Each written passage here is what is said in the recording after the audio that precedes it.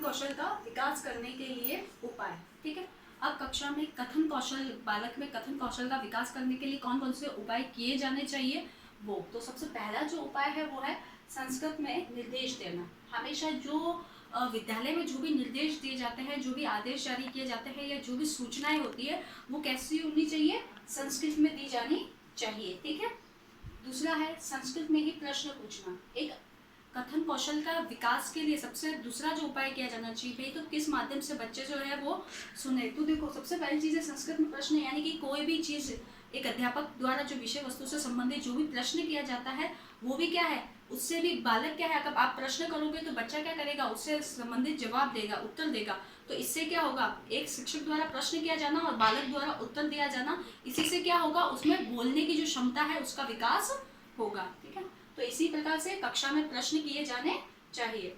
दूसरा है आदर्श वाचन करना। ठीक है, तो तीसरा है आदर्श वाचन करना। एक अध्यापक द्वारा क्या किया जाना चाहिए, आदर्श वाचन किया जाना चाहिए। आदर्श वाचन यानी कि ये जब अध्यापक पढ़ता है तो उसके बाद में वही चीज को सेम छात्रों द्वारा पढ़ा जाता है, तो इससे भी क्या होता है, उनमें कथन कौशल का विकास हो पाता है।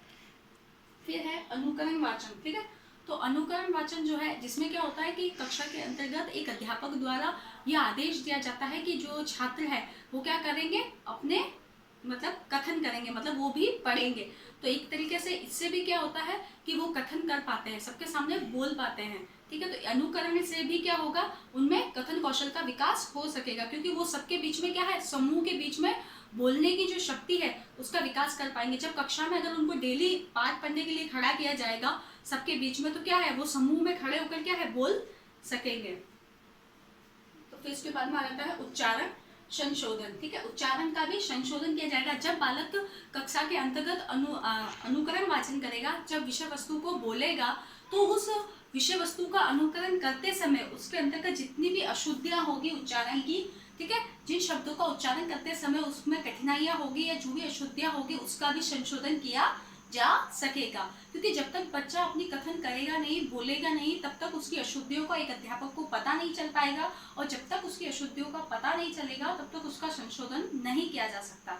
तो अनुकरण के माध्यम से ही एक बच्चे के उच्चारण की जो उच्चारण के बारे में पता चल पाएगा, उसकी अशुद्धियों का पता चल जाएगा। ठीक है, फिर है सरल विषय पर वार्तालाप। ठीक है, क्या किया जाना चाहिए, किसी भी कथन कौशल के लिए क्या है, एक शिक्षक द्वारा जो भी सरल विषय वस्तु है, ठीक है, उससे संबंधित क्या की जानी चाहिए, कक्षा में वार्तालाप की जानी चाहिए। बच्चों के साथ में वार्तालाप के माध्यम से यानी किसी विषय वस्तु को पढ़ाना चाहिए। तो वार्तालाप से भी क्या होगा, बच्चे की क्या होगी, कथन में यानी कथन कौशल का विकास हो पाएगा।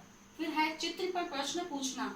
बालक को विषय वस्तु से मतलब संबंधित वार्तालाप करके या कोई चित्र दिखाकर इस तरीके से प्रश्न करना, जिससे कि क्या है, बच्चों के क्या मन में उस चीज को लेकर क्या हो, उत्सुकता हो। ठीक है, और वो जवाब देने के लिए तत्पर हो जाए और बच्चा उस सवाल का जवाब दे सके, इससे भी कथन कौशल का विकास हो सकेगा। फिर है आशु भाषण। आशु भाषण के अंतर्गत होता है एक किसी भी प्रकरण पर क्या किया जाता है, प्रकरण दे दिया जाता है छोटा, जिसपे बालक को क्या करना होता है, भाषण देना होता है। इससे भी क्या होता है, विचारों अभिव्यक्ति की जो क्षमता है और कथन कौशल का जो है उसमें विकास हो पाता है, क्योंकि बच्चे को क्या एक प्रकरण के आधार पर अपनी विचारों की अभिव्यक्ति करनी होती है उस प्रकरण के आधार पर। फिर है नाटक अभिनय। ठीक है, नाटक अभिनय, इसके अंतर्गत क्या होता है, किसी भी बालक द्वारा क्या है, नाटक या अभिनय के माध्यम से, मतलब नाटक को अभिनय करके वो क्या है, अब सबके सामने क्या करता है, बोलकर बताता है। तो जब एक नाटक के माध्यम से छात्रों द्वारा बोलने का प्रयास किया जाता है, तो इस बोलने से भी क्या होता है, उसमें नाटक के माध्यम से जब वो अपने विचारों को प्रस्तुत करते हैं तो इससे भी क्या है, कथन कौशल का विकास होता है। ठीक है, कथन कौशल का विकास होता है। फिर उसके बाद में अंतिम है वो है श्लोक पाठ। ठीक है, श्लोक पाठ के अंतर्गत क्या होता है कि कक्षा के अंतर्गत अधिक से अधिक क्या होना चाहिए, श्लोक पाठ कराया जाना चाहिए। इससे भी क्या होगा, उनमें कथन कौशल का विकास हो सकेगा, क्योंकि कथन का यानी कि कथन करना यानी बोलना है। अब वो कब बोलेंगे, जब उनसे क्या है, श्लोक बुलवाया जाए कक्षा में। ठीक है, तो बारी बारी हर एक छात्र से क्या किया जाना चाहिए, एक अध्यापक द्वारा श्लोक सुना जाना चाहिए। इसी से श्लोक जब वो बोलेंगे तो उनसे उनकी संस्कृत शिक्षण में भी मतलब संस्कृत शिक्षण का भी विकास होगा, साथ ही साथ में उनकी जो उच्चारण संबंधी जो भी अशुद्धियां है वो भी सामने आ पाएगी, और इसी प्रकार से उनमें क्या है, बोलने की जो है, ठीक है, जो कथन कौशल का विकास है वो भी सुचारू रूप से हो पाएगा।